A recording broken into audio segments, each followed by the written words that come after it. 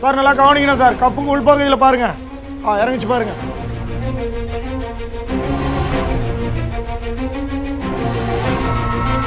இப்போ பாம்புல இருந்து விஷம் எடுத்துட்டாங்க. இப்போ அந்த பாம்போட விஷம் காலி ஆயிடுச்சு. நிறைய பேர் நினைச்சிட்டு இருக்கோம் கிடையாது அப்படின்ற செகண்ட்ல புது விஷம் ரெடி ஆயிடும் பாம்புக்கு. நம்ம எச்சில் மாதிரி தான் அதுக்கு. அந்த கிளான்ஸ்ல விஷம் இருந்துகிட்டே இருக்கும், காலி ஆகாது. புரியுதுங்களா?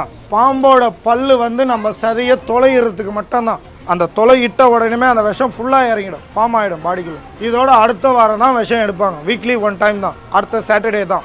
இதுவரை அவங்களுக்கு ரெஸ்ட்டு. இன்னைக்கு உணவு தருவாங்க அவங்களுக்கு. எப்படி தருவாங்க? அந்த பானையெல்லாம் ஓப்பன் பண்ணி விட்டு எலியை அந்த கேப்பில் போட்டு விட்டுருவோம். பாம்பு வெளியே வந்து வேட்டையாடி சாப்பிடும். வைக்கோலுக்குள்ளே போய் பதங்கிடுவாங்க. அவ்வளோதான். அதோட அடுத்த வாரம் சனிக்கிழமை தான் அந்த நம்பரோட பானையை தேடும். அது வரையும் அவங்கள ரெஸ்ட்டு. இங்கே வெளில தான் இருப்பாங்க. இந்த பாம்போட விஷத்தை தான் நம்ம மருந்தாக யூஸ் பண்ணுறாங்க. இது ஆராய்ச்சி நிறுவனத்துக்கு தரோம். எப்படி தரோம்? இதை லிக்விடாக இறங்கிச்சு பார்த்தீங்களா, அதை தரமாட்டோம். 5 மணிக்கு மேலே லேபில் எடுத்து போய் கொடுத்துருவோம். லேபில் கொடுத்த உடனே அதை ஒரு பாட்டிலில் போட்டு அதை பவுடராக கன்வெர்ட் பண்ணுவாங்க. அந்த பவுடரை மட்டும் தான் சேல் பண்ணுறோம். இந்த 4 பாம்போட விஷத்தை தனித்தனியாக பிரித்து தருவோம், மிக்ஸ் பண்ண மாட்டோம். இதை மிக்ஸ் பண்ணுற இடம் தான் அந்த ஆராய்ச்சி நிறுவனம். அவங்க என்ன பண்ணுவாங்க? 4 பாம்போட விஷத்தை ஒரு குறிப்பிட்ட லிமிட்டில் மிக்ஸ் பண்ணி குதிரையோட பாடியில் இங்கே இன்ஜெக்ட் பண்ணுவாங்க.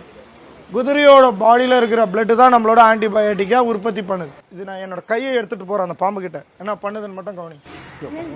நம்மளை பயம் காட்டுதில்ல. ஆனால் நம்ம நடக்கும் போது அந்த பாம்பு நம்மளை கவனிக்குதான்றதை பாருங்க.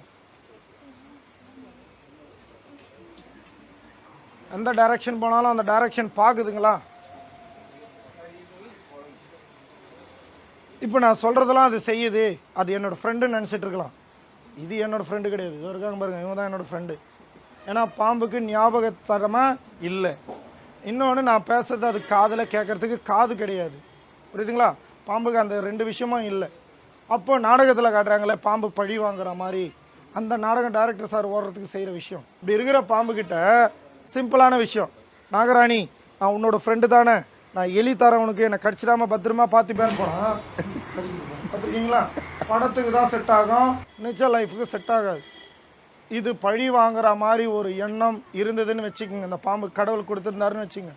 மக்கள் தொகை வருஷத்துக்கு வருஷம் இன்க்ரிமெண்ட் ஆகாது, குறைஞ்சிரும். பிஹைண்ட் நோட்ஸ் பெருமையுடன் தயாரித்து வழங்கும் மூன்வாக் மியூசிக்கல் நைட் ஜனவரி 4 ஞாயிறு மாலை 4 மணி அளவில் சத்யபாமா யூனிவர்சிட்டி சென்னையில் நடைபெற உள்ளது. உங்கள் டிக்கெட்ஸை Book My Show, District ticket 9 மற்றும் கின் ஆப் ஹலில் ஸ்கிரீன்ல தெரியுற வாட்ஸ்அப் நம்பர், வெப்சைட் மூலமாக புக் செய்வோம்.